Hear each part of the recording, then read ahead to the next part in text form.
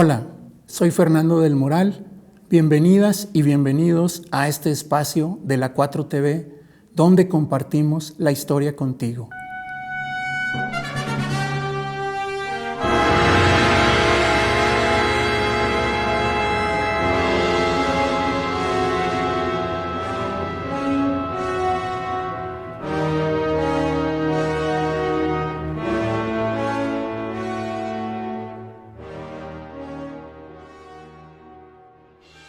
En la Plaza de las Tres Culturas, en Tlatelolco, al norte de la Ciudad de México, hay una placa inscrita en la que puede leerse lo siguiente: el 13 de agosto de 1521, heroicamente defendido por Cuauhtémoc, cayó Tlatelolco en manos de Hernán Cortés.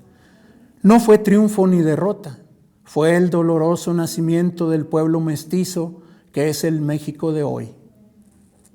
Estas palabras expresan lo que, según el gobierno del sexenio de 1964 a 1970 y la historia oficial de aquellos años, creía que permanecería sin cuestionamientos en el futuro. Un futuro en el que ahora estamos y en donde la historia oficial desde hace tiempo ha sido puesta a debate. Y es precisamente desde la perspectiva de una historia crítica frente a lo que queda de la historia oficial que podemos ir más allá de lo que aprendimos en los primeros años de la escuela, cuando nos parecía que la historia era algo así como un monumento inalterable, altísimo e intocable. Afortunadamente, los estudios superiores nos han demostrado que la historia podemos revisarla una y otra vez para entenderla cada vez mejor. Porque tomamos en cuenta que la historia, como una ciencia social, es dinámica. Ha sido y es también un proceso en construcción, intermitente y permanente, resultado del conocimiento que aporta sobre un determinado objeto o tema de estudio y deriva, a su vez, en investigaciones cuya publicación es necesidad y requerimiento social. Por eso, la historia es, en esencia, investigación, y esta es también su razón de ser. La historia puede ser revisada y reinterpretada según la época o el tiempo desde donde ello ocurra, para evitar caer en visiones acríticas o complacientes con quienes en el pasado dieron su versión de los hechos y podemos estar de acuerdo o no con ellos. Por esto, precisamente, hablamos quienes no estamos de acuerdo con lo que se lee en esa placa en Tlatelolco, específicamente con lo que ahí se afirma que no fue triunfo ni derrota, pues para quienes sostenemos un punto de vista crítico, la enorme derrota militar que ahí tuvo lugar simbolizó la catástrofe que una dominación extranjera impuso a nuestros pueblos desde ese 13 de agosto de 1521. Y es que la investigación histórica examina fuerzas en conflicto y confrontaciones en las que una visión del mundo o un tipo de sociedad se impone a otra, como fue el caso de la visión que llegó desde Europa, de la península ibérica, y se impuso en tierra mesoamericana de lo que hoy es México, con consecuencias catastróficas para quienes fueron dominados, perdieron la vida o su forma de vivirla, y sobre ellos se escribieron historias desde la óptica de la cultura impuesta por los invasores y quienes a ella se adaptaron. La perspectiva de la catástrofe se asume también porque estos invasores hispanos trajeron consigo enfermedades contagiosas como la viruela y otras, que afectaron mortalmente a la población local porque ante ellas no tenían defensas y acabaron por esta causa con la mayor parte de nuestros pueblos originarios, también llamados indios o indígenas, entre los que murieron 9 de cada 10 o más. De un estimado de 25 millones de habitantes, siglo y medio después de la invasión, quedaba solo 1 millón.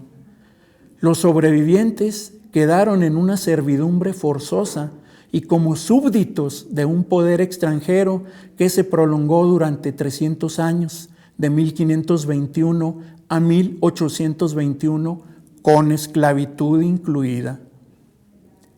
Aunque la Iglesia fue soporte de esa dominación, no faltaron entre los frailes ilustrados que llegaron a estas tierras, quienes alzaron la voz para denunciar la inhumana explotación que eran objeto estos pueblos originarios.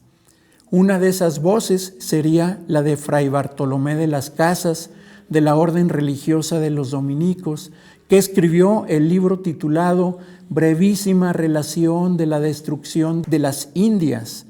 publicado en 1552, obra cuyo impacto ha trascendido hasta los tiempos actuales porque se sigue leyendo y se considera un testimonio fidedigno pionero de la defensa y protección de los indios. Los invasores crearon y mantuvieron una colonia o virreinato que llamaron la Nueva España, donde gobernaba un representante del rey y de la cual extrajeron, entre otras riquezas, principalmente todo el oro y la plata que pudieron sobre la explotación del trabajo de los pueblos sometidos para enriquecer a España, reino que durante esa época se definió con ese nombre, y financiar así su expansión imperial basada en la acumulación de metales preciosos y su circulación en moneda, sobre todo por las nuevas rutas comerciales de un continente a otro, ya que las minas de la Nueva España proveían el 75% de la plata circulante entre América, Europa Occidental, las Filipinas y China en Asia. En México, 2021 fue un año abundante en otras reflexiones sobre el tema que trascendieron en diferentes medios de comunicación. Y un ejemplo de ello es lo que escribió Miguel Ángel Adame Cerón en la jornada semanal el 19 de diciembre de ese año al afirmar: Hernán Cortés y sus huestes cometieron atrocidades, asesinatos masivos y conductas aberrantes durante todo el proceso de la invasión militar, por lo que tienen responsabilidad histórica y deben ser denunciados por ello. Se horrorizaban y condenaban los sacrificios de los otros, pero ellos mismos los practicaban masivamente.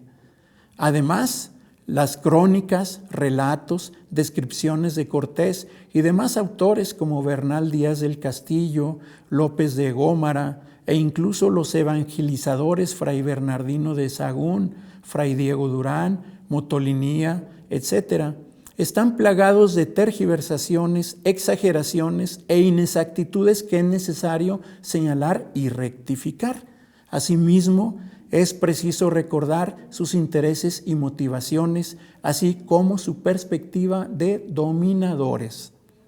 Valga lo anterior como una de nuestras motivaciones para saber qué fue lo que hizo Cuauhtémoc frente a la invasión extranjera. Continuaremos